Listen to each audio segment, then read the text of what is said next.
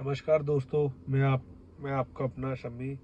आज मेरा टॉपिक रहेगा कि जो हमारा एयर इंडिया का प्लेन क्रैश हुआ अहमदाबाद में।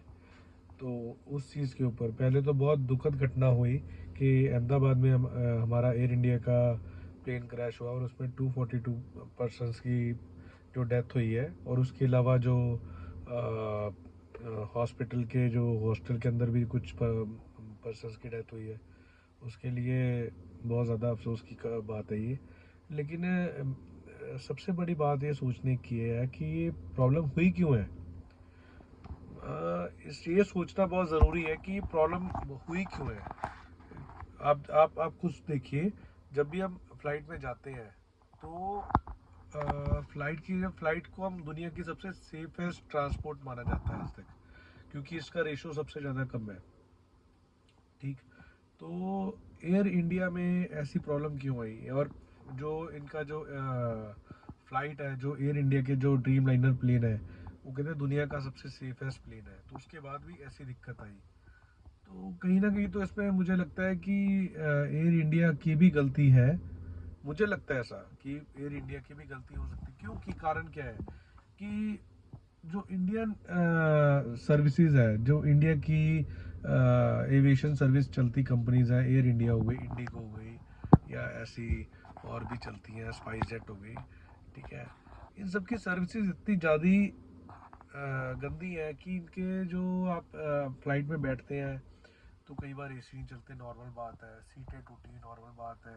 ठीक है। फ्लाइट के अंदर जब इंजन स्टार्ट होता है, जब एयरपोर्ट के ऊपर फ्लाइट खड़ी होती है, ठीक है, तो वहाँ पे भी इंजन में दिक्कत आती है। वो आवाज़ें कुछ, कभी कुछ किसी तरह की आवाज़ आती है, कभी किसी तरह की आवाज़ आती है। ठीक है। तो जब रनवे पर दौड़ती है तब उसकी आवाज़ें कुछ और होती है। तो देख, कई बार तो बैठने में भी डर लगता है, यार ये पता नहीं उड़ेगी कि नहीं उड़ेगी, इसमें क्या दिक्कत क्या है। ठीक है। मैं खुद जितनी बार, मैं आज बहुत ज़्यादा तो नहीं बैठा, लेकिन जितनी बार भी मैं एयर इंडिया में, तो मैं अपनी लाइफ में कभी नहीं बैठा, लेकिन इंडिगो में ज़रूर बैठा हूँ।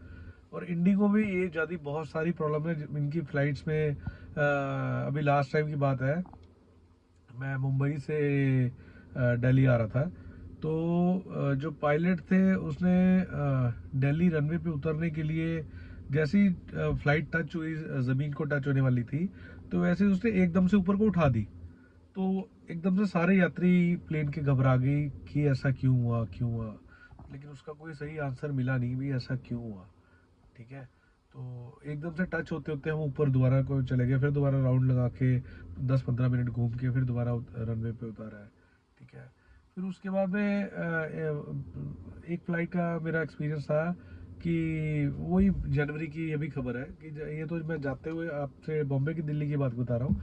जब मैं दिल्ली से मुंबई आ रहा था, उस टाइम के ऊपर हमने देखा कि जो प्लेन के व्हील्स होते हैं, व्हील्स, ठीक है, जो टायर है उसके, वो टायर के ऊपर भी बिल्कुल प्लेन टायर है, और टायर एक तरफ से बिल्कुल घिसा हुआ है, एक तरफ से उसके ऊपर लाइंस है, एक तरफ दिख रहा है कि प्लेन का एक तरफ का टायर घिसा हुआ है, एक तरफ। ये आप बताइए कि उस टायर ने कितना यूज होना है। ठीक है। और वो टायर घिसा हुआ है, और ऐसा है कि जैसे मान लीजिए आपने फ्लाइट आप ये बुक की है, वो फ्लाइट बस की तरह चलती है। जैसे 12 बजे दिल्ली पहुंची है, दिल्ली से मुंबई की है, 12:30 बजे या 1 बजे, तो क्रू अंदर जाएगा, उसको क्लीन करेगा, उसके बाद में फिर वो फ्लाइट साथ ही साथ चेक करने की बजाय वो साथ ही साथ ही उड़ जाती है आधे घंटे घंटे के बाद में। ठीक है। तो ये चीज़ें भी है, अगर आप मेंटेनेंस ही नहीं चीज़ की करोगे तो ऐसी दिक्कत आ सकती है, कोई बड़ी बात नहीं है। हम एविएशन कंपनी को कहेंगे कि आप बोइंग ने प्लेन खराब बना दिया। अगर उस चीज़ को आप मेंटेन ही नहीं कर सकते, तो बोइंग बोइंग ने तो आपको अच्छा ही चीज़ दिया होगा। अगर आपने मेंटेन नहीं किया तो इसमें आपकी गलती है। और एक कंप्लेंट एक की नहीं है, आप इंटरनेट ढूंढ लीजिए, इंटरनेट के ऊपर आपको इंडिया की जो फ्लाइट्स, इंडिया की जो कंपनी है, वर्स्ट वर्स्ट एयरलाइन आती है इंडिया की, एयर इंडिया और इंडिगो। ठीक है।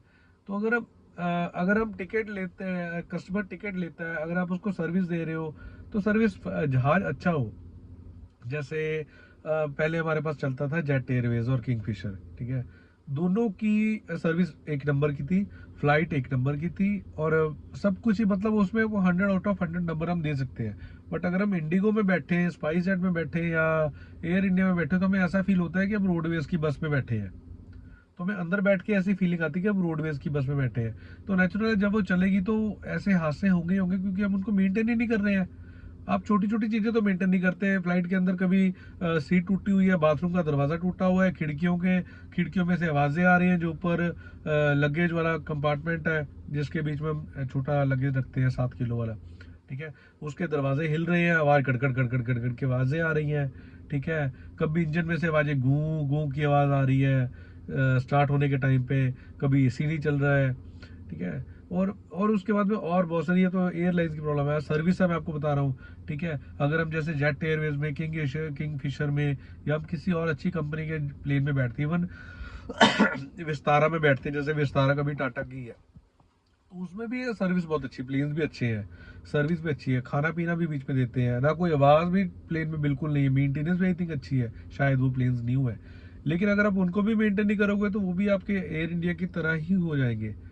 तो मैं तो आपको सिर्फ इतना कहना चाहूंगा, मोदी जी प्लीज आपसे रिक्वेस्ट है कि अपनी जितनी भी यहाँ की इंडिया की कंपनीज हैं, आप उनको खींच के रखिए कि मुझे जहाज टिप टॉप चाहिए, एरोप्लेन टिप टॉप, क्योंकि अगर एरोप्लेन टिप टॉप नहीं होंगे तो आप कैसे किसी को आप इतनी सेफ्टी दे पाओगे, ठीक है ना। आज तो 250 गए हैं, 250 लोग मरे हैं, फिर कल ज्यादा का बड़ा हादसा हो, ठीक है, और इंडिया की रेपुटेशन अलग से खराब होती है कि इंडिया के अंदर ऐसे प्लेन्स क्रैश होते हैं, ठीक है ना। तो वैसे ही आप देखोगे, किसी फॉरेनर से पूछो जो इंडिया से होके गया है, वो इंडिया में क्या सर्विस है, आपको रियलिटी बता रहा हूँ, ठीक है। इंडिया आप खुद प्राइवेट इसमें जाके, कमर्शियल प्लेन्स में जाके आइए, सिर्फ एक इंडिया के अंदर विस्तारा छोड़ के बाकी कोई भी फ्लाइट आपकी अच्छी सर्विस नहीं देती, ना फ्लाइट्स अच्छी हैं, ना जहाज अच्छे हैं, कुछ भी अच्छा नहीं है।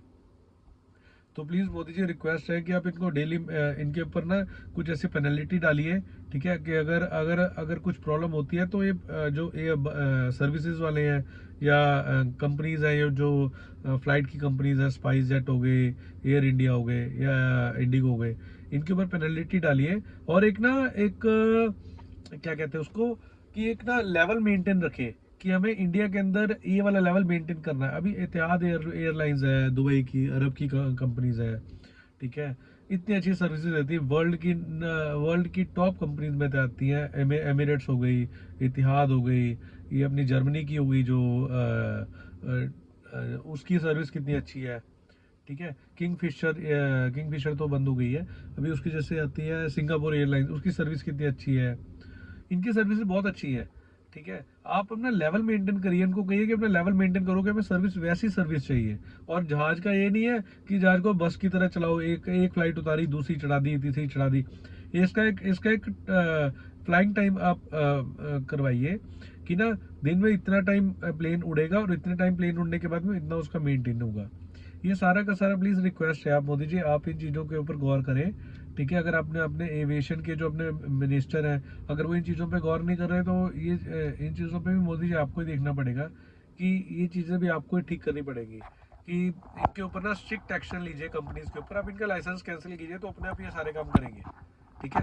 बाद में रोना आ जाता है इनको कंपनियों को कि हमें तो मार्जिन नहीं है, ये ऐसा नहीं वैसा नहीं है, सब मार्जिन है, सब कमाते हैं, कोई फ्री में तो बैठा नहीं है।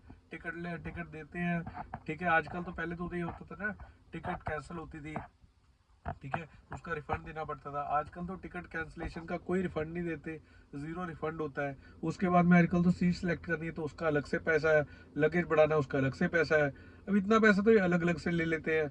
तो उसके बाद भी अगर टिकट इनको काटना पड़ता है, ऊपर से इनके पास में डोमेस्टिक फ्लाइट में चले जाइए, डोमेस्टिक फ्लाइट में कोई इनके पास में फर्स्ट क्लास की टिकट नहीं होती, कोई इनके पास में बिजनेस क्लास की कोई टिकट नहीं। इंडिगो की किसी फ्लाइट के अंदर कोई फर्स्ट क्लास नहीं, कोई बिजनेस क्लास नहीं, वही ट्रक बस वाला सिस्टम है, सरकारी बस में बैठो और अपने जगह पे जाओ, ठीक है। अगर आपने बस की तरह चलानी है तो लेकिन उसको भी मेंटेन करना बहुत ज़रूरी है, ठीक है मोदी जी। तो मैं आपसे प्लीज़ रिक्वेस्ट करता हूँ, प्लीज़ आप इन चीज़ों का ध्यान रखें, ठीक है। फिर मैं नेक्स्ट टाइम आपसे कुछ नए टॉपिक्स पे बात करेंगे, कुछ नए टॉपिक आपके लिए लेके आएंगे। Thank you, good night.